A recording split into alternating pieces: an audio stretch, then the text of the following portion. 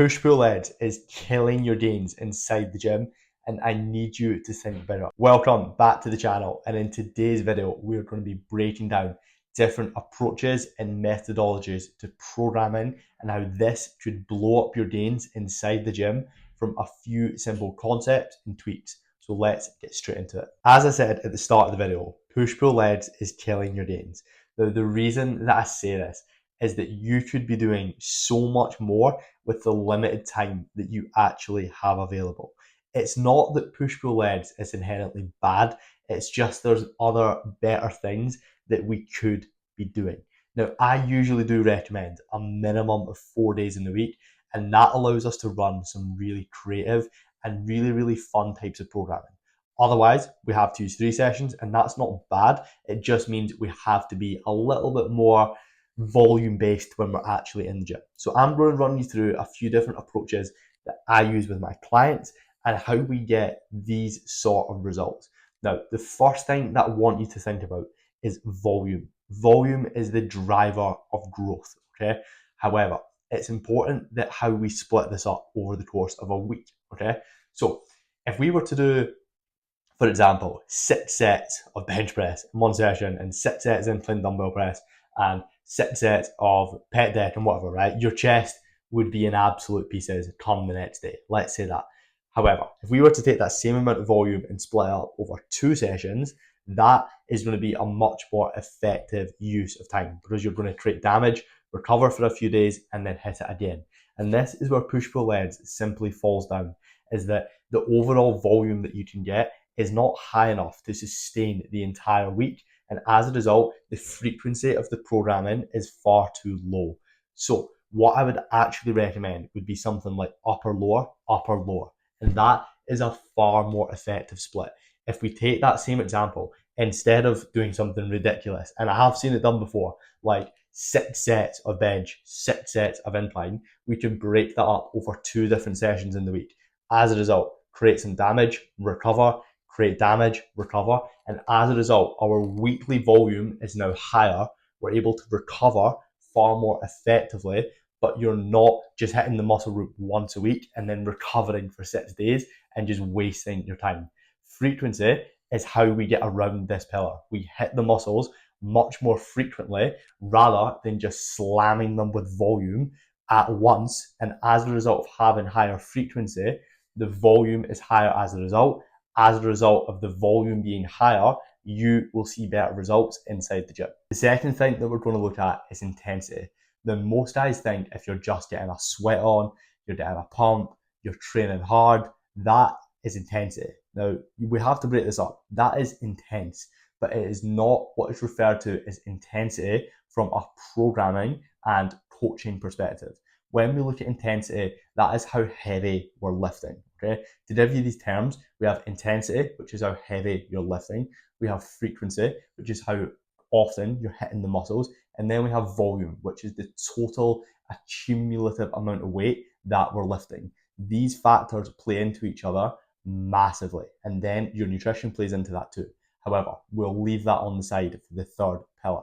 Now, when we look at intensity, what we have to be thinking about is lifting heavy.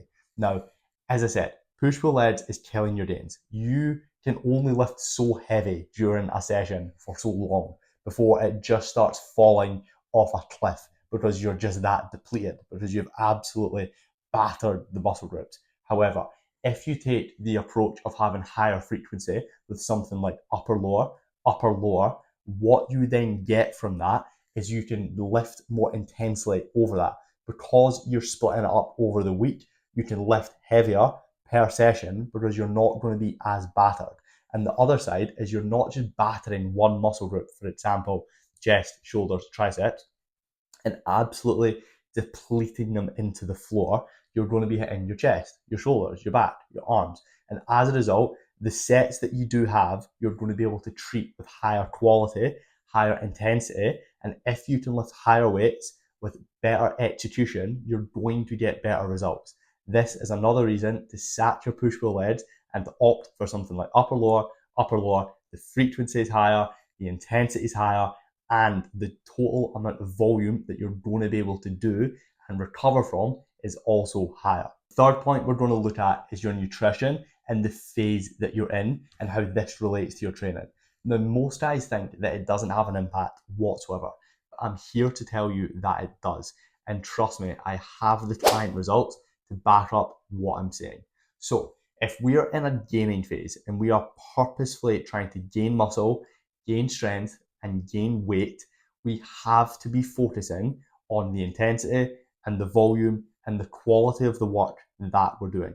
This is absolutely paramount. Versus when we're in a dieting phase, you are not going to be able to build strength, right? You are not going to be able to build much muscle, especially as a little bit more of an advanced lifter. You are not going to be able to build more muscle. So what we have to be able to do in this time is preserve the muscle mass that we do have. As I say, you're not going to build muscle, so there's no point in just slamming you with volume that you're not going to be able to recover from. And this is where these principles slot in around the phase that you're actually in. So if we take the approach of being in a gaining phase, the approach that I would take with a client would be focusing on very high quality work and trying to progress this every single week, keeping the volume pretty high and the intensity pretty high, but the frequency a little lower, rather than focusing on the other principles. But when we're in a cutting phase and we're trying to lose body fat, the volume would be a bit lower and the frequency would be a little bit higher. And that would be the volume per session, just so we're clear on that.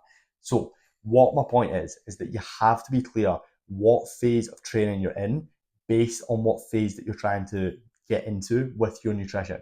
If you're trying to gain muscle, you need to be in an intense and a volume intense approach to get to that position. If you're trying to lose body fat, there is no point slamming you with volume. We need to keep it intense, but we need the frequency to be higher over the week rather than per session and slamming you with volume.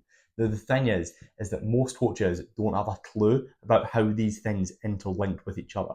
What they do is they simply just give you a training plan, they give you calories, they give you macros, and they just leave you to your own fucking accord.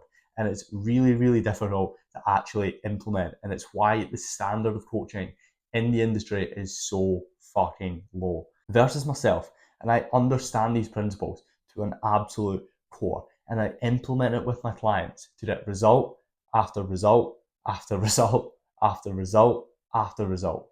Trust me, I could keep going on and on and on. These principles are extremely important when it comes to building muscle and gaining strength, and then how that impacts your physique over the long term, especially as a natural lifter. I hope you enjoyed this video. Make sure to like, subscribe, and make sure that you follow me on Instagram.